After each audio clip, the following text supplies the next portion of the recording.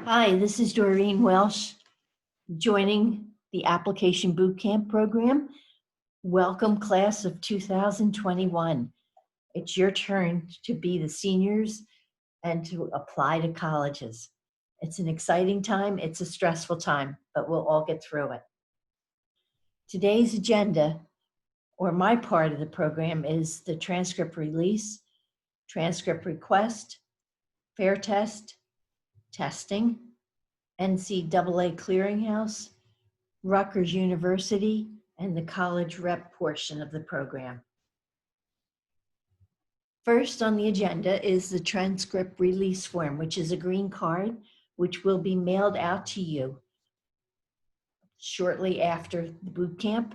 You will need to sign it. Your parent will need to sign it.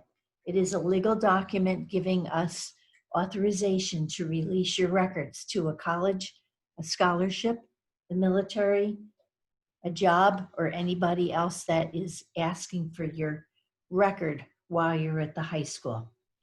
You'll notice the signature lines, and you'll notice at the bottom that some colleges will request information on any suspensions or expulsions. We can release this information only if you sign the additional consent that's listed below.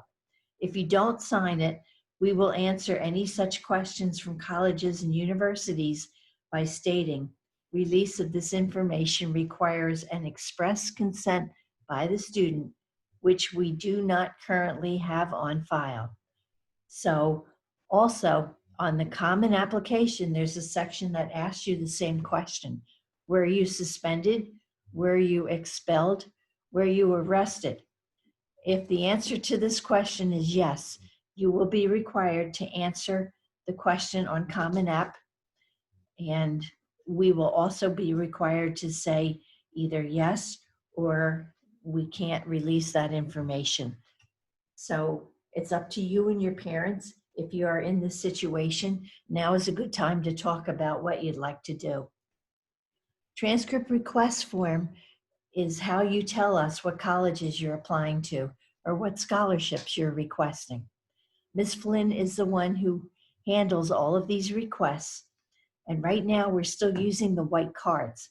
This system might go to a Google Doc by the time you start applying in August, but for now we'll just use the card. It's the counselor name, your name, the name of the college or scholarship that you are requesting your records be sent to, whether you want a college counselor recommendation or not, and whether it's a Common App, and if it's regular, early action, early decision, or rolling admissions. This information gets logged into Naviance. After she logs it in, then we get access to it. Now, one of the big questions today is, do I have to take the SAT or ACT? As of this moment in time, over 1,200 colleges in the country are saying they are test optional, meaning you don't have to take the test or you can take the test. If you do take the test, you will be submitting your SAT or ACT scores to the college. If you don't take the test, most colleges are requiring an additional essay or statement from you. So there will be something else to counter the effect of no test scores. How you find out if your colleges require this or not is a site called Fairtest, which is a nonprofit organization that lists all of the testing policies and colleges in the different states. So we just logged on to this site and you can look at the different colleges. We'll look at DeVry right now, just as an example. Options, SAT, ACT may be required but considered only when minimum GPA and or class rank is not met. Okay, so again, that's up to you whether your GPA meets the requirements of DeVry or not. You can look at any college that you're interested in, and you should be able to get a statement of whether you have to take the SATs or ACTs. Testing. We have a website listed here. It's the College Board website.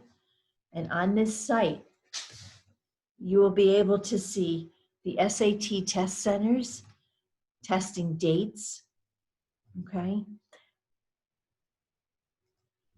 The first thing you want to do on this site, though, is create a profile. Once you have created the profile, you will be able to then choose the testing date, testing location.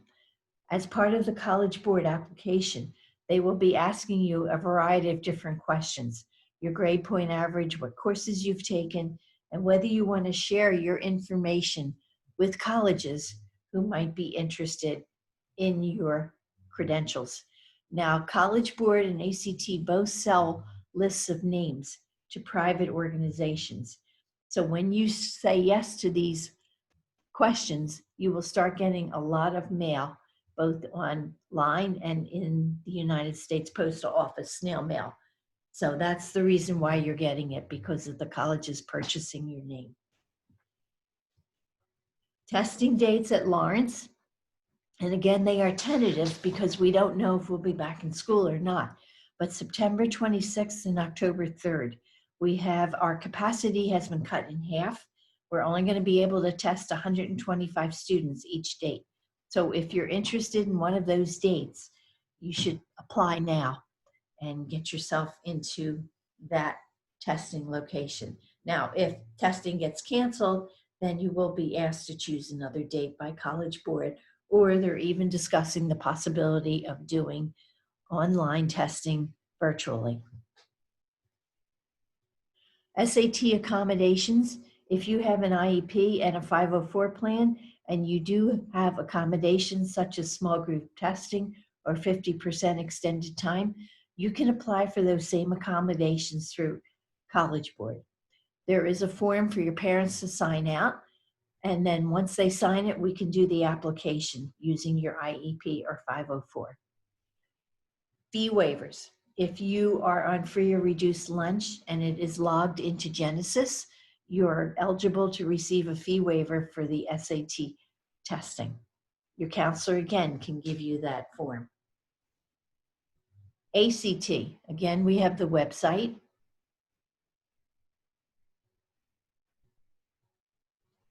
Okay, testing dates.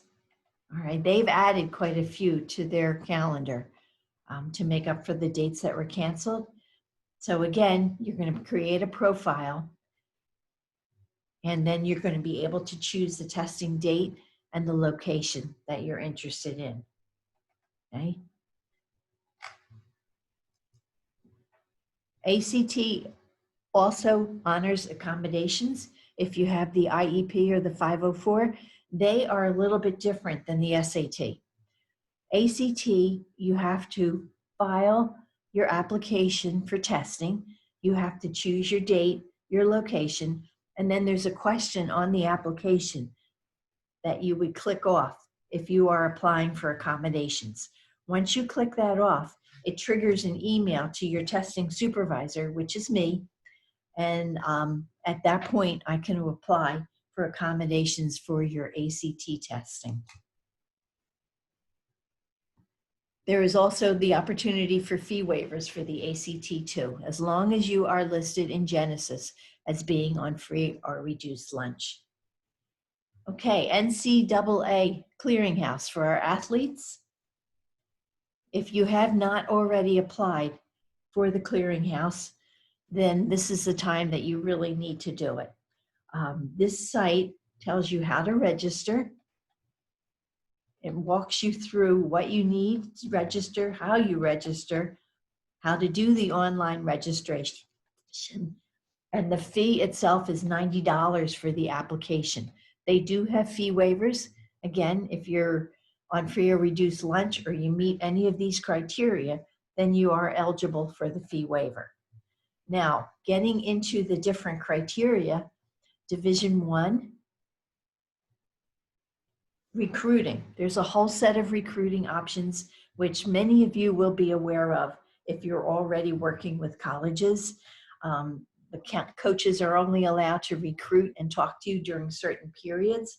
You're only allowed to do an official visit during a certain period. And again, these are all spelled out on the site for Division I and Division II, which are the two divisions that can offer you scholarship money. Division III, you can still apply for through the clearinghouse, but there usually, in fact, there isn't money available. Sometimes colleges will give you an extended academic scholarship or another type of loan just to get you to come to their college and play their sport. But usually the money is with Division I and Division II. Again, you need to do this application if you are serious about doing sports in college for Division I and Division II. Rutgers. Now, I think Ms. Coben in her talk about Common App said that Rutgers does not use the Common App. There's a few other schools that don't as well, Penn State being one of them, University of Maryland being another. Rutgers has their own application, and it's not live or active until September, early September. So you really can't start applying for it yet. But if you look on their site, and their site is kind of overwhelming to begin with, but you want to get to the undergraduate admissions. You want to get to how to apply. There's undergraduate. All right, there's 3 campuses that you can apply for. You don't have to apply for all 3, but you can if you choose to. And if you're not sure which campus offers your major, you can always look at them online. You can see what majors they offer, what their programs are. Once you're sure of which campus, you want to go back up and you want to hit the apply button in September when it's open. All right. They walk you through how to apply, what you need. They also talk about the self-reported academic record, which is called the SAR. In this record, you report your grades and your courses. It's the honor system, so be honest. You will be getting a transcript at the beginning of the boot camp, so you will have that information in front of you. It is required. We also ask that you do a white card for us, letting us know you're applying to Rutgers, just so we know, because we don't send any transcripts to them until you are accepted. Once you are accepted, and there's an early application, which is November 1st, and December 1st is the next one. If you apply at those 2 dates, you should hear after the holidays, after the first of the year, whether you're accepted or not. At that point, when we send the final transcript to the college, then they match up your SAR with your official transcript. There have been a few cases where kids have not represented their grades accurately, and the admissions acceptance has been taken back. So don't let that happen to you. You can also check your status online. Rutgers has a wealth of information. There's also the EOP program and the EOF program, and that can be a program you can apply for on the basis of needing financial assistance or needing academic assistance. Again, it's a separate part of the application that you might want to fill out, and usually they have you start during the summer. So you get a jump start on your application, and you get a jump start on actually starting with the college at Rutgers. That concludes my portion of my presentation. The next portions will be presented by different colleges. We have Mercer County Community College talking about admissions requirements, financial aid, their EOP program. We have Princeton University also talking about admissions requirements, financial aid, their EOF program. And finally, TCNJ will also be talking about admissions requirements and financial aid and the EOF programs. Again, this is meant to give you general information. If you want more specific information, you can always contact the college. Thank you for your time. I wish you all the best.